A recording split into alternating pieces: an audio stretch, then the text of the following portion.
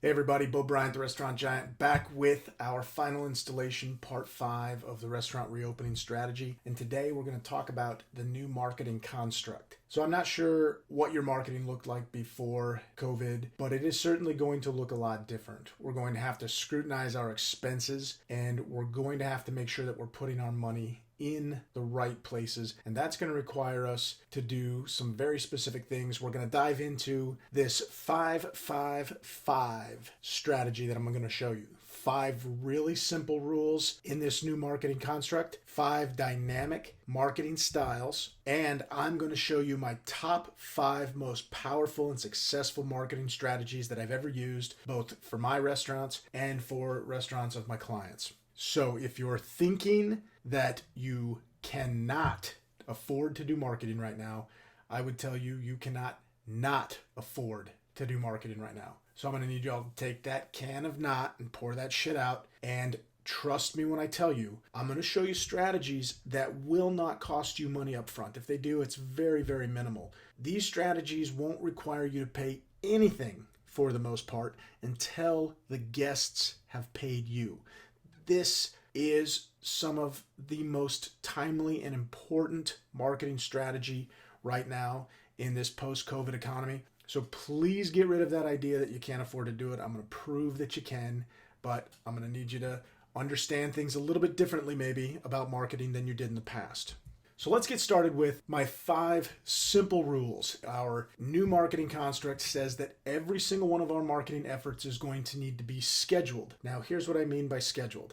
Yes, you need a marketing calendar, but that's not specifically what I'm talking about. When I say scheduled, I mean we need to say if we're going to run some type of a promotion, there needs to be days and times when it's applicable, because we do not want to make busy busier. If we just run some half-baked, rushed marketing effort, especially if it's some type of incentive or promotion that is going to bring a lot of people in the door, when do you think they're going to come? They're going to come when they normally come, and that's when you're already busy. So if they're coming on Friday and Saturday evening, and you just run this blanket effect, you make Friday and Saturday evening, you run the risk of crashing the kitchen. You run the risk of giving the guest a bad experience when that was the opposite of what you intended. So if we know when busy is, then we schedule around busy, because we want to create that counterbalance. We want to make the not busy time busy. So we schedule it accordingly. Next, we have to make sure that it's aligned. Don't follow what everybody else does, even if it's a good idea. If it doesn't fit the soul of your brand, if it doesn't fit who you are, what you stand for, why you're here, what you offer, if it seems gimmicky and you're not that type of business, if it seems edgy and you're not that type of business, extract the mechanics of what you liked about it, but change the content. Context can be there, content should be different. Make sure it's aligned. Next, it should be strategic. There has to be a planning phase in marketing where you say, what do we want it to do? When do we want it to do it? Why do we want it to do it? Where? How? Who? We have to be able to answer those questions in advance. Next, and most critically, it needs to be budgeted. And I'm going to show you the feasibility budget that I use to qualify or disqualify marketing campaigns. And the really, really important part here is the marketing efficacy. It can't just be geared towards a push to the top line. I could give stuff away and get a ton of people in the door, and the top line would be fantastic, but then after I comp it, the bottom line is terrible. So it has to be balanced between looking at driving new business in the door, but also doing it profitably, and that's a big part of the reason why we look at this feasibility worksheet. Finally, every effort, and I'm not just talking in the short term, I'm probably talking forever, for the rest of your business life, figure out how to measure what you do. If you can't capture it, track it, measure it, and then improve upon it or abandon it if it doesn't work, then you're just putting good money after bad. And in fact, when it comes to measurability, it's worth calling out the 6th rule, the secret rule, and that is impressions do not equal money. I can't tell you how many different agencies that my clients have worked with, and I sit down and interview them, and they're so excited about this great campaign, this Facebook ad that they're doing and how many impressions they got. And I said, great. Wow, that's a lot of impressions. Hey, tell me, how many butts did that translate into seats? How many dollars did that translate into the till? And they look at me like I've got something growing out of my forehead. Listen, impressions are wonderful, but if I can't measure them, then I don't necessarily know why I'd be spending that money, especially right now. So let me talk about two other critical separation pieces that need to be understood when it comes to marketing. In the last episode, we talked about the new customer journey. That was supposed to be last. Marketing was supposed to precede this. But after I looked at it, I thought, you know what, made more sense to put context around this new customer journey so that when I start talking about the marketing piece, it makes a little bit more sense. So we showed this customer path, all the steps that they take to make the decision where to spend their money, where to go out to eat, and hopefully where to return to. And we looked at all of the steps in between that we can intercede. Now, those physical locations where we market, and I've put up a whole bunch of information on the platforms for each one of these steps. It's important that we identify where we have some deficits so that we can focus our effort and energy in where we market. But understand, these are literally just the vehicles. This is the billboard or the magazine, but the placement of not just what's on the billboard, but where the billboard is or where the placement goes in the magazine or the newspaper, metaphorically speaking, is just one element. What we put on it, what we do to elicit the response is the marketing. Everything else is just the vehicle. It's the apparatus that's going to put it in front of the customer when and where. So you guys can screenshot this, look at this for later. I'm sure it will stimulate some ideas and thoughts as far as where you need to put stuff. This right here is Facebook ads. I just had a lot of stuff here in the call to action. And all of these things I think are great and they all make a lot of sense, but they're not necessarily aligned with my 5 marketing ideas because I'm giving you the ideas. You'll have to figure out where and within each spot in your business they need to be placed. So let's move on and talk about this measurability concept. So when it comes to measurable ROI, return on investment, there are some planning phases of every marketing campaign that we have to have. First is the plan. That's the marketing calendar. That is writing out that who, what, where, when, how, and why. Within what phase of the customer journey do we want to place it? That's the planning part. Next, the budgeting part, which I'm going to show you briefly what I use for my budgeting and my feasibility worksheet, because when I do that, then I can actually track and measure what impact it had. I can compare one campaign to another campaign, whether you're running multiple campaigns a month or one each month, whatever your business happens to look like. It's critical to measure and compare so that we have the ability side by side to improve on those that didn't perform as well as we wanted them to. If they still don't improve, we can remove them and then we can replace them with ones that did perform equal or better than our expectation. So my feasibility worksheet looks like this. I'm just going to show you all this stuff and it doesn't really make any sense right now. I'm going to give you a live example later because I don't want you to imagine filling in the blanks.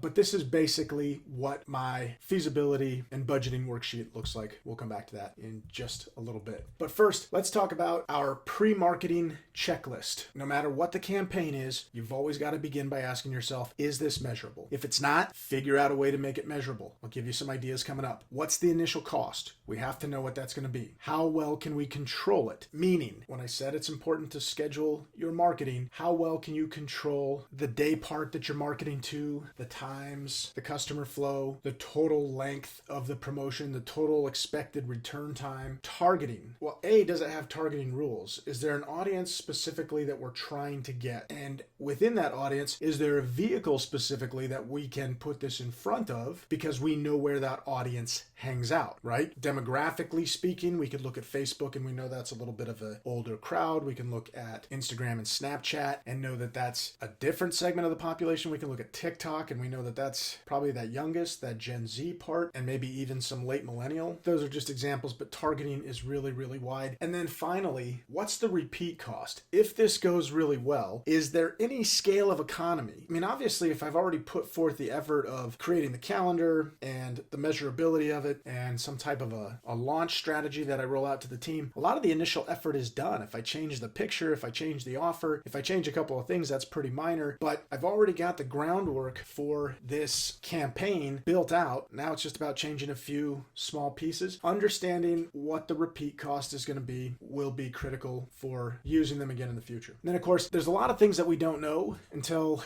after we do our specific campaign, and sometimes we find that things didn't go as well as we wanted to, or they weren't as easy as we wanted to. So we look at kind of a measurability ranking that we assign. We could take our marketing plan, should be drawn up, typed up, whatever it happens to be, should be in a book, should have that feasibility worksheet. When it's done, we want to report back on some numbers, but we also want to give it kind of some grades. Was it easy or was it difficult? Was it highly successful? Did it have a low success rate? Or was it kind of mid to neutral as far as its overall success? And when we can put this grading system on there, just as something as easy and high or difficult and mid to neutral, if we have a couple of those little marks in this ongoing workbook of marketing strategies that we're putting out, we can flip back through when we need one in a hurry or when we're scheduling out our next month or our next quarter, and we can get there so much faster. So now let me talk about the 5 different marketing styles. What I call the 5 I's. This is really the intent of what your marketing does. So marketing can help somebody identify or recognize something. It can be used to inform so that people will learn something about your company or your brand. It can be used to inspire, to get people to do something. It can be used to incent people so that they get something. And finally, it can be used to influence so that people will share something.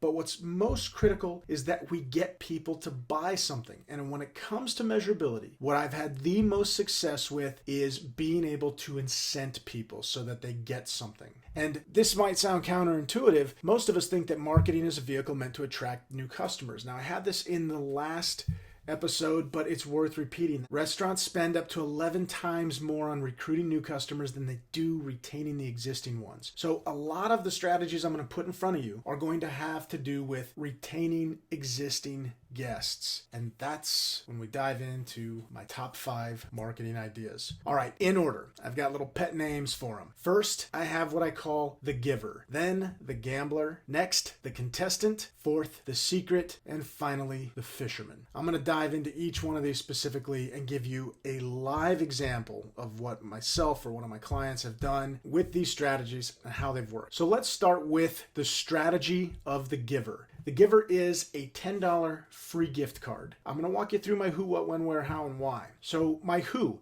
this specific campaign was done through Helleburger, one of my gourmet burger concepts that I owned. And our who was the local neighborhood. Now, you could target any demographic you want. It could be business owners, business managers, homeowners, student body representatives, whomever. Next, the where. We isolated this to a 3-mile radius. When? Well, we wanted to promote business in the evenings, Monday through Thursday. So we were very specific to call that out. I'm going to show you how we did it. And we do it during a time that business is slow.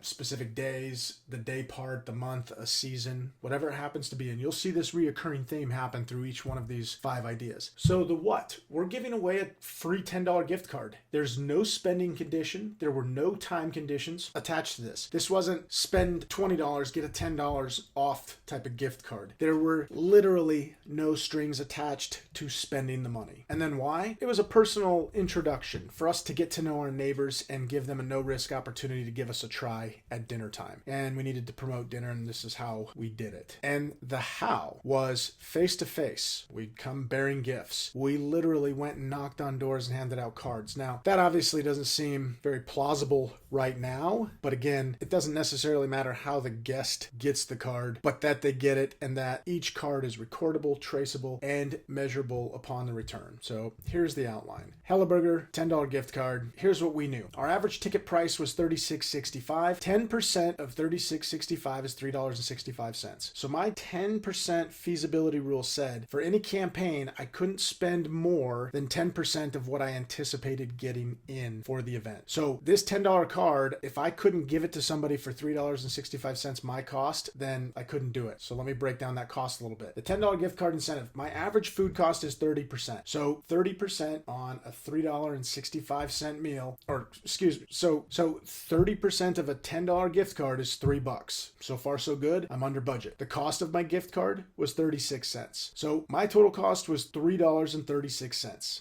because 10% of my average check is $3.65. So if my total cost is $3.36, I divide that by $36.65, I'm at 9%. I'm under budget. This will work. Now I'm going to show you exactly how we fill out this feasibility formula. So you can see my gift card on the front, the $10. Here's just a note. I tried this in multiple iterations of pricing. At first I did $5 and we had 10 times the return rate on $10 gift cards than we had on $5 gift cards. People don't get out of bed for at least $10 in free food. So on the back of the card, now understand this was not an actual gift card. This wasn't something that we had to program into the machine for $10 because there's an implication and a tax cost to that in what you're writing off on credit. This was just a fancy plastic card that wasn't magnetized, wasn't real. It was just a gimmick card. On the back, it said that it was $10 worth of dining credit at Helleberger. There was no cash value, meaning if you didn't spend $10, you got no change back. And it was one-time use only. You had to use it in one sitting. We took the card. We don't give it back, even if you only use $7. It was good Monday through Thursday evenings during dinner hours, and there was no strings attached. If you came in and bought something for $9, you got it. If you bought something for $11, you owe us $1. That was it. No rules outside of that. So put your attention over here on this worksheet. The name of our marketing event was The Giver.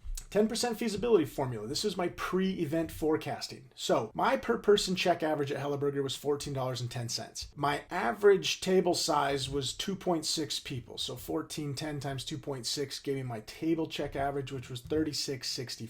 My offer amount was $10. The cost of that offer to me at a 30% food cost was $3 plus my 36 cents for the gift card, $3.36. The cost of my investment, yes, 36 cents per card, but I had to buy 100 cards.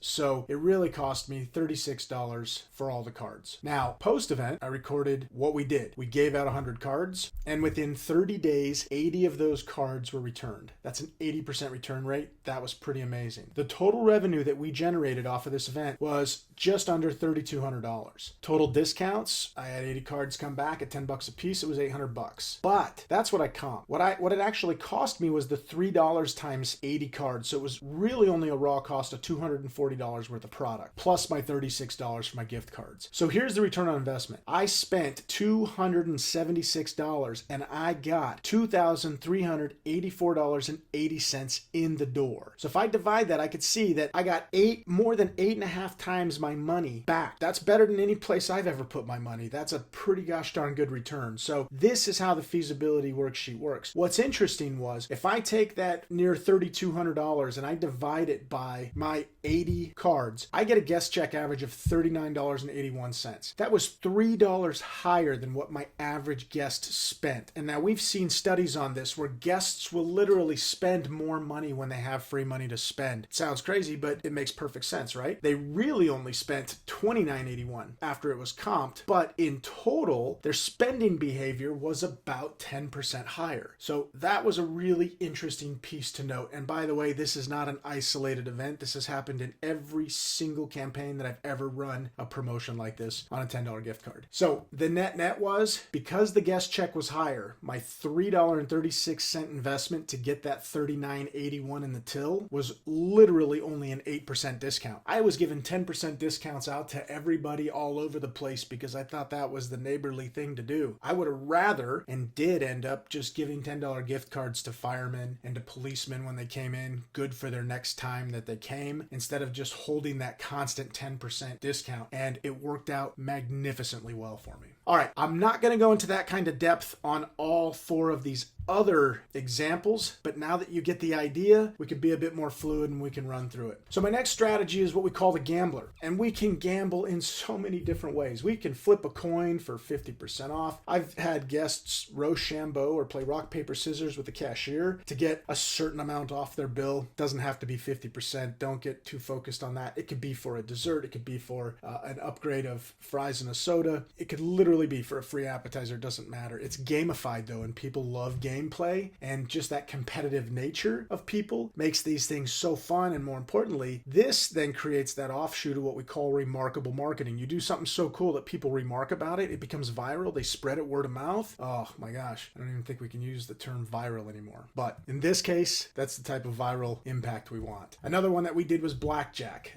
Beat the cashier, get a free dessert. This is great for table service. We could give the guest 2 cards, and at the end of the meal, we could go shuffle up a deck, let them cut it. We flip flip our 2 cards and we see who gets closest without going over. And if they win, they get something. It's pretty fun and it's cool to introduce up front. We've done shake for cake. Roll the dice, roll a combination of 2 dice higher than the server, and you get a free dessert or get a free whatever. So here's the strategy stuff. I'm going to put this up. You could slow it down. You could reverse it. You can freeze frame it. You could do whatever you want to read this. I'm not going to go through all of this line by line. I'll let you do that at your leisure. The next one we have is called the contestant. So we know gamification is a fantastic marketing tool. It gets people engaged and it creates longevity in marketing strategies. I'm going to give you one of the best ones I've ever seen. I have a client that I helped from startup to expanding to multi-units called the Jelly Cafe. And this was really simple. Stick it and win. That was the promotion. So we know jelly is sticky. Tweet us how you get sticky with jelly and win free breakfast for a year. Here was the essence of it. We printed off a bunch of stickers. We put them in the guest check at delivery of the table, and we told them about these stickers. Stick them somewhere, take a picture, tweet it with our handle, and we are going to run a competition amongst everybody following, and it'll be judged by a group of your peers, and whoever gets the most votes wins free breakfast for a year. So you can see all of these great applications, just a handful of the pictures that I peeled off. So here's the outline. The stickers were in the store. 1 per guest was given with the check. The server detailed the program, but we also had in-store literature about how it worked, and we had it covered all over social media. Contest ran for a month. Top 5 candidates would be voted on by the staff. Of that, we would retweet it or put it on Facebook, a combination of both, so that we could have a final fan vote. Voting lasted for 2 weeks. When the winner was selected, it was announced across all platforms, and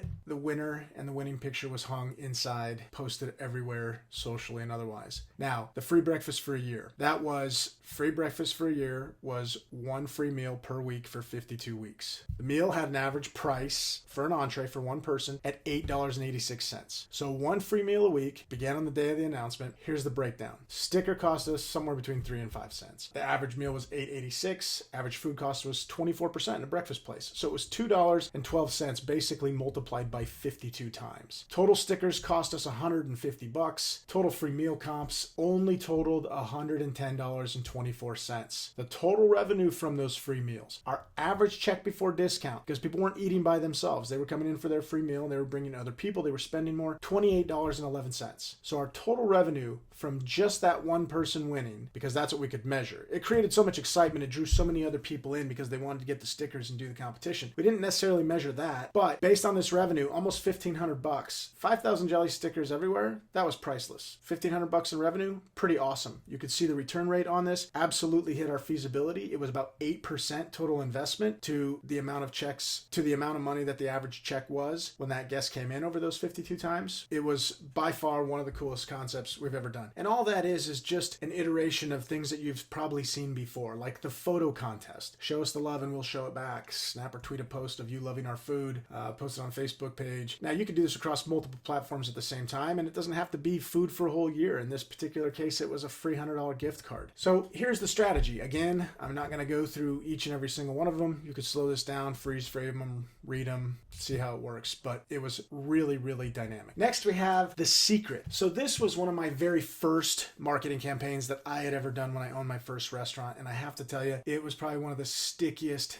things that we ever did. I've made a lot of iterations and improvements to this as the technology has advanced, but the secret is pretty much this. It's password marketing. I hated the idea of the big box restaurant chains that I was competing with printing these coupons, these BOGOs, and it was cumbersome. It was crazy. It wasn't scheduled. People could bring a BOGO in. I remember there was a Bennigan's just up the street from us, and I remember they would do these BOGOs and they would just get killed. They had this time crunch lunch that the lunch went out in 15 minutes or less, or it was free. They would run this BOGO thing, not thinking that it didn't qualify for the time crunch lunch. I had friends that worked there and they would tell me, or I had servers that worked for me and worked there, and they would tell me that they bought 40 lunches that day because they didn't think that this was going to crush them during lunch. They didn't think it was going to make them busier on Friday and Saturday. So I digress a little bit. I hated the idea of clipping a coupon. I thought it was cheesy. I never liked it. But I thought, look, if I gave somebody a password and they had to come in and just say a password password, say a thing, and they got something, they don't have to remember the coupon, they didn't have to cut it out, they didn't have to put it in their wallet, they didn't have to go jump through all these hoops, they didn't have to feel like a cheap bastard. I just thought it made a lot more sense and it fit my brand. So we started this password marketing concept. Now, fast forward to how we used it in modern times. I'll give you an example. We'd run a password for one day or multiple days in some cases, but we were careful, again, not making busy busier. We'd run it Sunday through Thursday.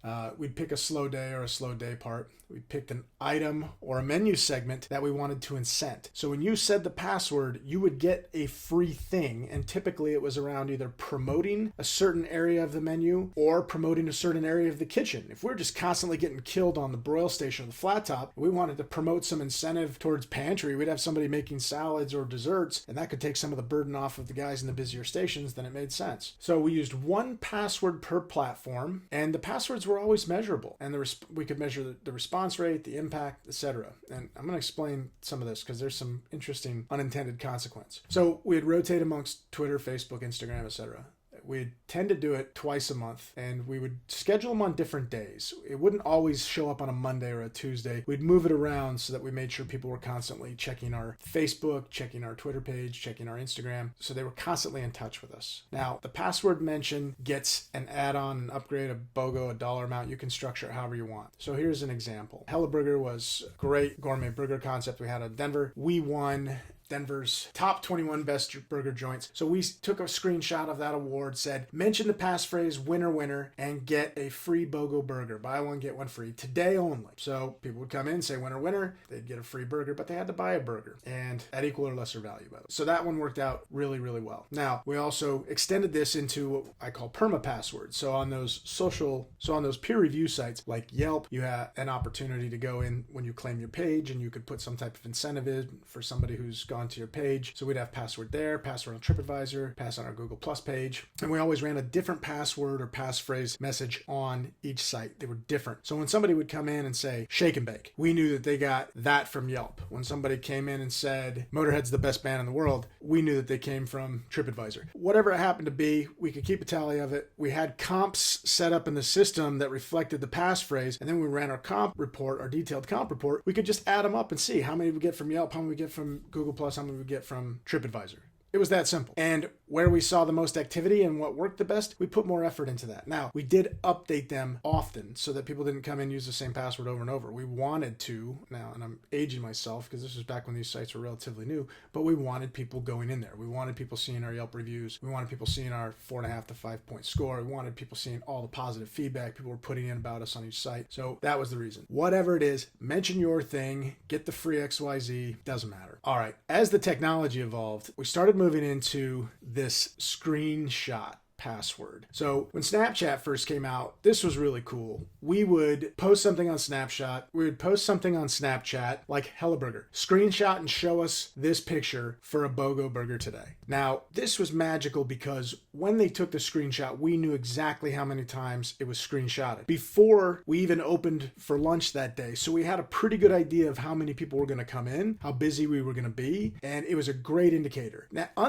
but this was just like Twitter or Facebook. Somebody could take a screenshot. They could save the screenshot as a picture, forward it to 100 friends. Just like somebody could take the password off Facebook and share it with 100 friends. And I had people say, oh my gosh, what if that happened? And I said, yeah, wouldn't that be great? I don't care if they actually went to Facebook or went to Snapchat. I wanted bodies in the door. I did my feasibility study. I know how much they were going to spend. I know what my cost was for the item. I could be ridiculously busy. That's a quality problem. I'll take that every day of the week. And that's what we ended up getting out of these types of promotions. So again, the strategy, you can read through them. You can see all of these dynamic pieces and considerations that we had, but for the sake of time, I'm just going to keep going. Next, we have the fisherman. Now, this one again came to me as one of the early ideas I did, and it's gone through a number of iterations. So the concept was this: teach a man to fish. Drop your business card into the fish bowl and win a $100 catering gift card. So this was my breakfast lunch concept that I had told you about, and we were trying to promote that off-site business box lunches,